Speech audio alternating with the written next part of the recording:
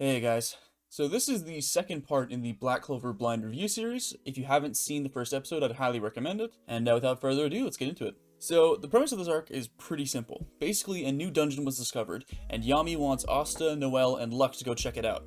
However, this arc is interesting when we learn that not only are the Black Bulls interested in this dungeon, but so are the Golden Dawn, and a group from the Diamond Kingdom. Once we learn this piece of information, it's a race to see who can acquire the dungeon's treasures first. It's a pretty minimalist setup that gives Mr. Tabata a lot of room to create interesting character interactions. This arc also gives us something that really intrigues me whenever it comes to shonen battle series, and that's its power system.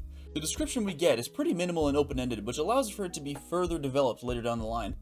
I think this is a great way to start, giving as much information that is relevant to the viewer and holding off the rest until it is more relevant. Here, it confirms that mages cast spells by expending mana, and that all mana has an attribute that is associated with it. This means that all mages can only use one type of magic, with very minimal exceptions.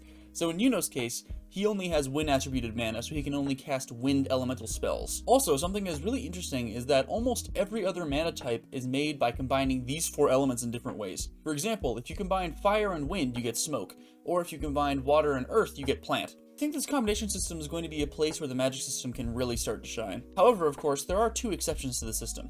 The first being Asta's anti-magic, which can drain, deflect, and cut through other magic, and Mars, the main antagonist of this arc, who had his grimoire Orochimaru styled attached to another grimoire, giving him access to both mineral and fire magic. Also, I just want to add how Mars is like 20 bajillion times better than the last antagonist we had in the previous arc. Mars gave us a pretty decent reason to care about him, as well as a pretty solid backstory. However, Mars is not the only antagonist we have in this arc. We also have Lotus, the family man who's assisting him. Comparatively, Mars is a significantly better written character than Lotus, that when I started writing this review, I couldn't even remember Lotus's name. Lotus wields smoke magic, which is pretty cool, but other than that, Mars really takes the cake here. So, moving back to Mars.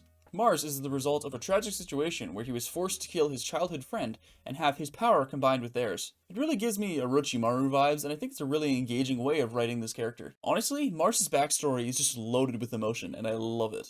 Although, the only thing I don't like was the fact that Mars's combined grimoire was never really explained, except for quote-unquote wizard science, which I think is a pretty lackluster explanation.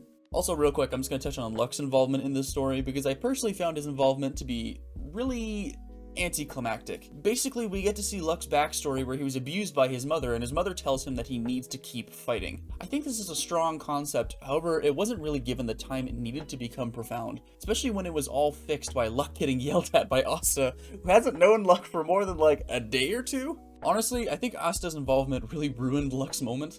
I think Tabata should have let Luck's arc be unresolved in this arc and finish it later. However, overall, I do like Luck. I like his battle-hungry, wild nature, and I think that there is a solid reason to explain why he behaves the way he does. I just think this character deserved more than what he got. So, coming back to Yuno and Asta, I really like seeing the two characters compete, since both of them share the same goal of becoming the Hokage, the Wizard King. It kinda sucked in my opinion, because they ended up reaching the dungeon's treasure at the same time. Like, it kind of felt that everyone was awarded a participant's trophy, which I'm not personally too big of a fan of. Although, Asta got a cool new sword that can use other people's magic? Okay, Asta got the power of friendship sword, awesome. Anyways, I think the sword looks cool and all, but it kind of goes against Asta's concept of not using magic. However, I think what's weirder is that we see Asta using Noelle's magic through that sword like once. I think Tabata realized that the sword wasn't good for Asta's philosophy, and he must have changed it pretty quick. Oh, and Yuno got Tinkerbell, or just Belle. She's kind of interesting, I guess. Honestly, that came super out of left field for me, so I have no clue how to think or feel about Belle. Apparently, she's supposed to embody the entity of wind magic, which is pretty cool. However, it seems like they gave Yuno a Pokemon for no reason. I guess we'll have to see what becomes of that. Also, in an almost comic book fashion, the dungeon gets destroyed and everyone escapes, including the antagonists. If I were to sum up this arc, I'd say that we had the first well-written villain in Mars, and other than that, the rest of the arc was pretty low stakes.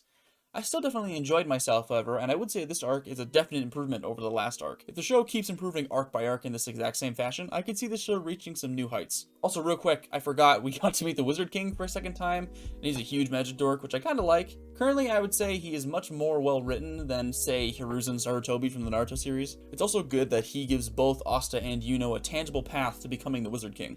So anyways guys, that was the dungeon exploration arc. If you guys like this video and want more Black Clover content, feel free to like, comment, and subscribe. I'll see you guys in the next Black Clover arc review, and that being the Royal Capital arc. Later!